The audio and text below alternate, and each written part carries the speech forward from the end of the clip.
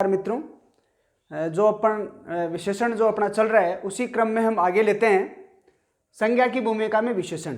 कई बार क्या होता है, विशेषण जो होता है वो संज्ञा की भूमिका में भी प्रयुक्त हो जाते हैं। जैसे यदि विशेषण संज्ञा के पहले ना आकर के, यदि विशेषण सदैव संज्ञा से पहले आता है, संज्ञा उसके बाद में आती है, विशेषण उससे पहले आता है क्योंकि वह विशेषता बताने के लिए प्रयुक्त होता है। लेकिन यदि विशेषण संज्ञा के पहले ना आकर के संज्ञा को गायब कर संज्ञा के स्थान पर आ जाता है तो वह स्वयं संज्ञा बन जाता है। मतलब इसमें होता क्या है, यदि विशेषण संज्ञा से पहले नहीं आता है बल्कि संज्ञा को गायब कर देता है और उसके स्थान पर प्रयुक्त हो जाता है तो वह विशेषण विशेषण न रह करके संज्ञा में बदल जाता है, अर्थात वह संज्ञा हो जाती है। जैसे कमजोर लोगों की मदद करो, ये एक हमारे पास एक वाक्य है। यहाँ लोग जो है वह संज्ञा है, जातिवाचक संज्ञा है, उससे पहले कमजोर हो गया तो ये कमजोर जो है ये विशेषण है क्योंकि ये लोगों की विशेषता बता रहा है। तो यहां पर तो ये विशेषण है, लेकिन अगर हम इस कमजोर को संज्ञा को गायब करवा देंगे, संज्ञा के स्थान पर इस कमजोर को अगर स्थापित कर देंगे तो ये कमजोर क्या हो जाएगा, विशेषण न होकर के संज्ञा हो जाएगा। जैसे कमजोरों की मदद करो, एक वाक्य हमारे पास है कमजोर लोगों की मदद करो, यहां पर कमजोर जो है वो विशेषण की भूमिका में है। और दूसरा वाक्य है कमजोरों की मदद करो, अब यहां पर कमजोर जो था उसने संज्ञा को गायब कर दिया, लोगों को गायब कर दिया और उसके स्थान पर स्वयं प्रतिष्ठापित हो गया, स्वयं आकर के बैठ गया। इसीलिए ये कमजोर जो है वह विशेषण न होकर क्या हो जाएगा, संज्ञा हो जाएगा।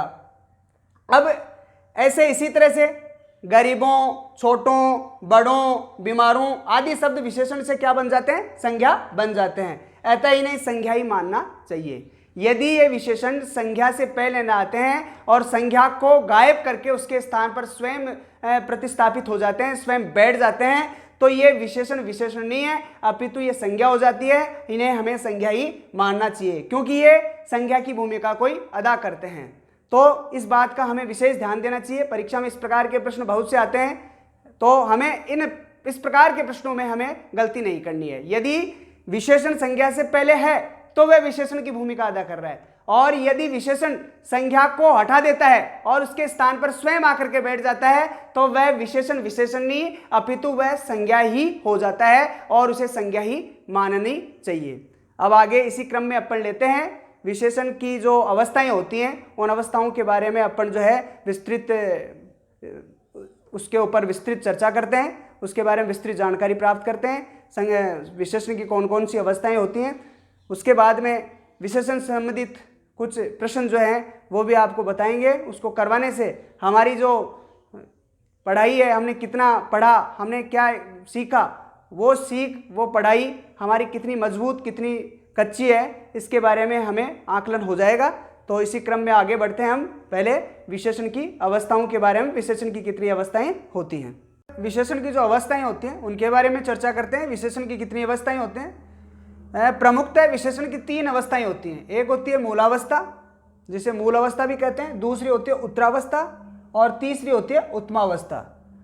अब ये मूलावस्था क्या होती है, मूलावस्था वो होती है यदि कोई विशेषण शब्द अपने मूल रूप में ही लिखा जाता है, कोई विशेषण शब्द है और वह वाक्य में प्रयुक्त हो रहा है और अपने मूल रूप में ही वाक्य में प्रयुक्त हो रहा है तो वहां पर विशेषण की मूलावस्था मानी जाती है। जैसे राम एक अच्छा लड़का है, अब यहां पर जो अच्छा है वह गुणवाचक विशेषण है और यहाँ पर लड़का जो है वो संज्ञा और संज्ञा की विशेषता बता रहा है, लेकिन ये अच्छा जो है वो अपने मूल रूप के अंदर ही है।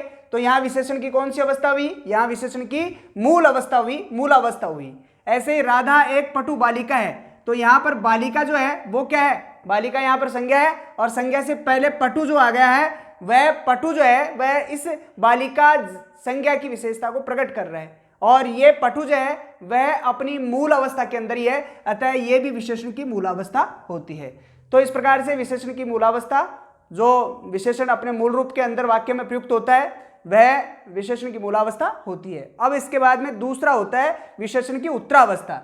उत्तरावस्था में क्या होता है, यदि कोई विशेषण 2 संज्ञाओं के बीच तुलना करता है, 2 संज्ञाएं हैं और उनके बीच में वह तुलना करने के लिए यदि किसी विशेषण का प्रयोग होता है तो वहां विशेषण की उत्तरावस्था होती है, अर्थात वहां पर विशेषण की उत्तरावस्था काम में ली जाती है। जैसे अब इसमें पहचान के लिए देखिए, आप पहले पहचान के लिए क्या है, जब किसी मूल विशेषण शब्द से पहले, यदि कोई मूल विशेषण शब्द है और उससे पहले शेष शब्द लिखा हुआ है, मूल विशेषण शब्द है और उससे पहले शेष शब्द लिखा हुआ है, अथवा मूल विशेषण के बाद में तर प्रत्यय का प्रयोग किया जाता है, तो वहां पर विशेषण की उत्तरावस्था होती है। इसका तात्पर्य हुआ ये, यदि कोई विशेषण है, मूल विशेषण है, विशेषण की मूलावस्था है, मूल अवस्था है और उससे पहले से लिखा हुआ है, या फिर मूल अवस्था के अंदर तर प्रत्यय का प्रयोग किया जाता है, तो वहां पर विशेषण की कौन सी हो गई, उत्तरावस्था हो गई।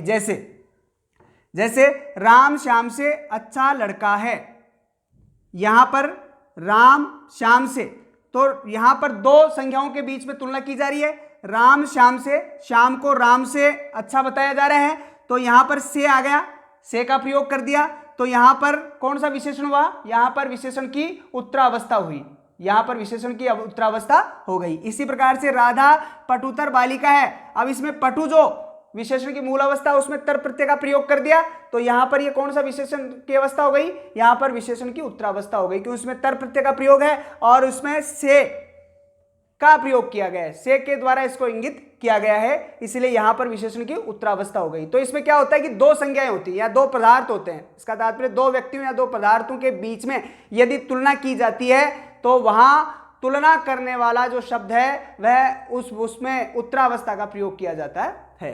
ऐसे ही विशेषण की तीसरी अवस्था है जिसको अपन उत्तमावस्था कहते हैं। विशेषण की तीसरी अवस्था होती है उत्तमावस्था। यदि कोई विशेषण शब्द अनेक संख्याओं में से किसी एक संख्या को अलग करने के लिए प्रयुक्त किया जाता है तो वहां उसकी उत्तमावस्था मानी जाती है। यानी कोई विशेषण शब्द है और बहुत सी संख्याएं, उन बहुत सी संख्याओं में से एक संख्या को अलग करने के लिए अगर प्रयोग में लिया जाता है तो वहां पर क्या होता है, वह विशेषण की अवस्था उत्तमावस्था होती है। इसकी पहचान के लिए, जब किसी विशेषण शब्द से पहले, कोई विशेषण शब्द है और उससे पहले सबसे लगा हुआ हो, सबसे शब्द लगा हुआ हो या लिखा हुआ हो, अथवा विशेषण के बाद में तम, इष्ट और तरिन प्रत्यय जुड़े हुए हों, तो वहां विशेषण की उत्तमा अवस्था होती है। इसका तात्पर्य क्या हुआ, यदि कोई विशेषण है और विशेषण से पहले सबसे शब्द लिखा हुआ हो, उससे पहले जुड़ा हुआ हो, या फिर जो विशेषण की मूल अवस्था है उस मूल अवस्था के अंदर एक तो तम प्रत्यय, एक इष्ट प्रत्यय और एक तरिन प्रत्यय अगर जुड़े हुए होते हैं तो वह विशेषण की उत्तमा अवस्था होती है। अब देखिए इसके कुछ उदाहरण इससे स्पष्ट हो जाएगा। जैसे राम सबसे अच्छा लड़का है, यहां पर अच्छा क्या है, विशेषण है और विशेषण से पहले सबसे शब्द जुड़ा हुआ है, इसलिए कौन सा विशेषण हो गया, ये कौन सी विशेषण की कौन सी अवस्था हो गई, ये विशेषण की उत्तमा अवस्था हो गई। ऐसे ही राधा कक्षा की पटुतम बालिका है, यहां पर बालिका क्या है, बालिका जातिवाचक संज्ञा, उससे पहले पटु जो है मूल विशेषण है और मूल विशेषण के अंदर तम प्रत्यय का प्रयोग कर दिया गया और ये पटुतम हो गया, तो ये पर विशेषण की कौन सी अवस्था हो गई, यहां पर विशेषण की उत्तमा अवस्था हो गई। ऐसे ही मोहन कक्षा का श्रेष्ठ छात्र है, अब यहां जो श्रेष्ठ है उसमें इस प्रत्यय का प्रयोग है, श्रेय के अंदर इस प्रत्यय का प्रयोग है, श्रेष्ठ हो गया, तो यहां पर विशेषण की कौन सी अवस्था हो गई, यहां पर विशेषण की उत्तमा अवस्था हो गई।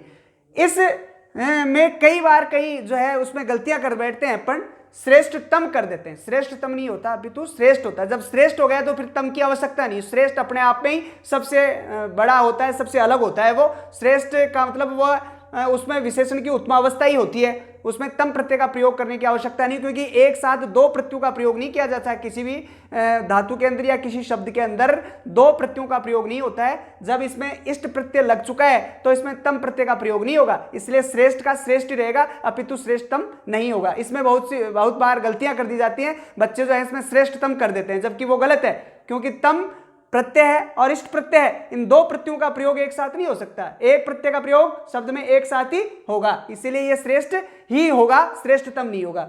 ऐसे ही वहां की व्यवस्थाएं बेहतरीन है। अब इसमें बेहतर में तरिन प्रत्यय का प्रयोग करके बेहतरीन बना दिया गया, तो वहां पर भी क्या है, विशेषण की मूलावस्था है। तो इस प्रकार से विशेषण की मूलावस्था बनाई जाती है और इस प्रकार से विशेषण की जो मूलावस्था होती है उसमें शब्द इस प्रकार से होते हैं। तो यह स्पष्ट हो गया, विशेषण की तीन अवस्थाएं होती हैं। विशेषण की पहली अवस्था मूलावस्था, जिसमें शब्द मूल रूप में होता है, विशेषण मूल रूप में होता है।